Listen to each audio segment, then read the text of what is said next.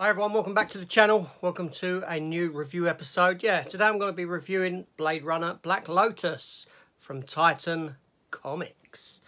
Let's talk about it.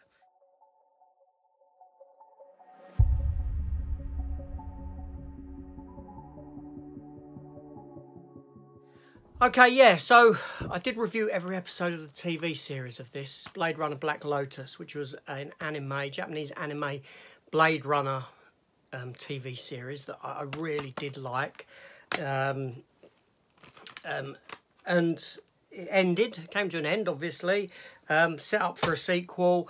I don't know if that's ever coming to pass in animation, but Titan Comics have stepped in and produced the comic book for Blade Runner Black Lotus.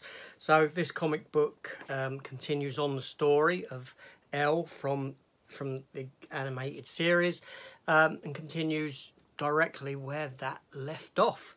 This story is written by Nancy A. Collins with pencils by Enid Balam, inks by Bit, colours by Marco Lesko, letters by Jim Campbell, and is edited by David Leitch. Now, Blade Runner, Titan Comics have been doing a lot of Blade Runner stuff at the moment. They've done a 12-part series called Blade Runner 2019, then a 12-part Blade Runner 2029, and 12-part Blade Runner Origins. They're going to do another Blade Runner series, Blade Runner 2039, leading to the film 2049, obviously.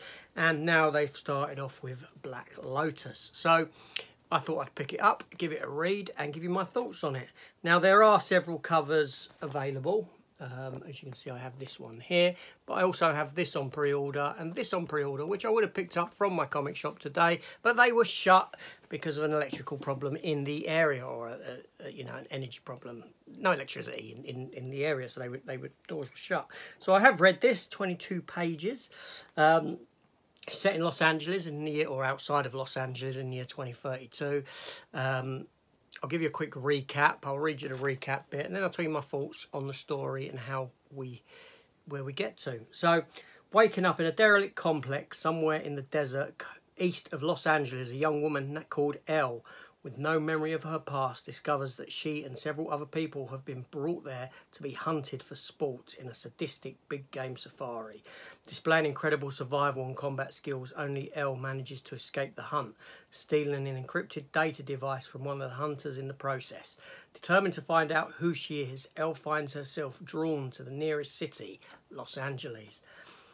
There, in the menacing megacity, Elle learns that she is in fact a prototype replicant codenamed Black Lotus, created by Neander Wallace Jr. as an unwitting assassin, part of his plot to seize control of the Wallace Corporation from his father. Elle's quest for revenge and answers see her hunted by both the authorities and Neander Wallace. In their final showdown, Elle manages to blind Neander with her katana sword before escaping the city. Determined to leave her violent past behind, Elle takes an old spinner bike and heads back to the desert in search of redemption and a new life free of bloodshed and death. And that is where we start this comic book. So let's talk about it.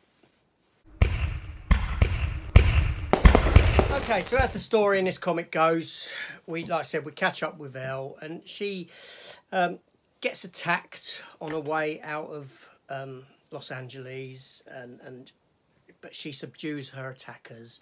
They damage her bike, but she takes their Jeep with them, and she ends up with her, leaving them behind. She hasn't killed them or anything, but she ends up in this small town, a fracking town, where she finds someone who has the ability to fix her bike, and she's questioned about the truck and about the bike, and whether she wants to sell the bike and all this sort of a thing. And this the questioning comes from this fella who actually runs the fracking business within this town. So he's kind of like the corrupt head of this town, so to speak, who employs a lot of people that work within this fracking business. Elle is sort of taken in by this family, this geezer who's a farmer, his wife who's a doctor, and they've got a young child as well. And she's sort of taken in and can stay with them until the bike is fixed.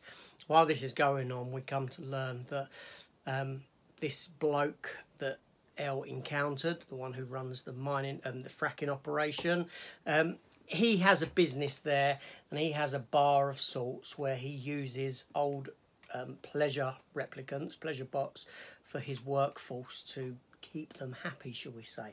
Only Wallace Company turns up to take them all away, even though he's got to deal with them. He's using them beyond what they should be used for and all this sort of a thing. So they decide to take them all back, and now he needs something else for his workforce to get off on, shall we say. At the same time, Neander Wallace is still searching for Elle, and the story is pretty much all these elements being introduced and heading to where they're going to be heading to. So by the end of it, you've got Elle, who's with her family, with this family. You've got the fella running the fracking business who's lost his pleasure bots and wants another way in, and this could effectively be taking normal women in and using them as slaves and this sort of a thing for sexual purposes. Who knows? We'll come to find out. So anyway, so my thoughts on it. So, okay.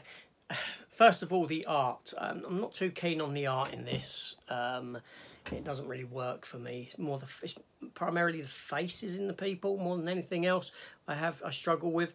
But the story itself seems like it's a story that I've read before. It's a story that's been sort of done to death. You know, a stranger comes to town. There's a good component of people, a bad component of people. She gets tied up in some business that's going on within the town, and thusly she has to fight for the good of the town, this sort of thing. That's the way the story seems to be going. All the while she's got this sort of hidden past, and people are in the hunt for her.